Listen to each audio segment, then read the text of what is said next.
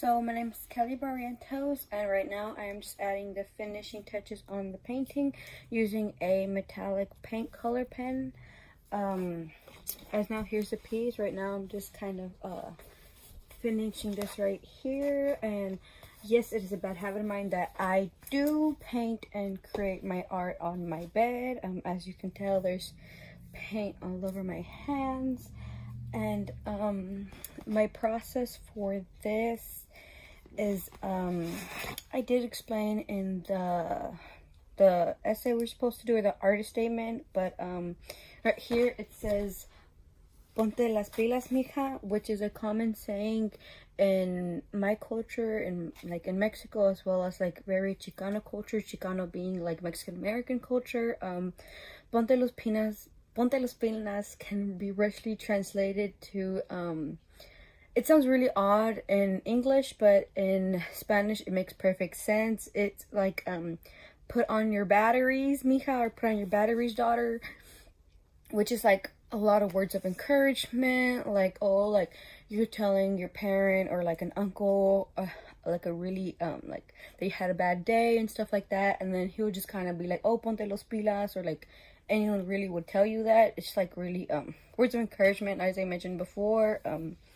Right here, this is also supposed to represent another phrase, cara de nopal, but cara de nopal is like face of cactus, which is like it's like an also common saying where it's like, oh, like you have a very indigenous, very cultural looking face, like you just look like your race, I guess you can say. Like in Mexico, or like over here on our side, especially if you're Mexican, if you do look really indigenous, then be like, oh, tienes cara de nopal, like, because like nopales are originated in Mexico, and it was like that whole thing. So now it's like, oh, cara de nopal, like you look Mexican kind of.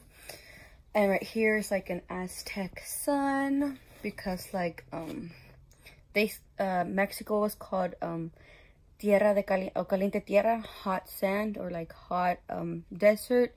And like I thought it was perfect to put the sun here, on the sand and in the sky.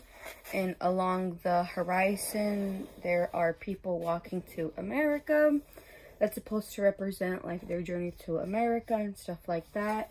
And I just thought it was like pretty perfect. And the way I did the background was with acrylic paint.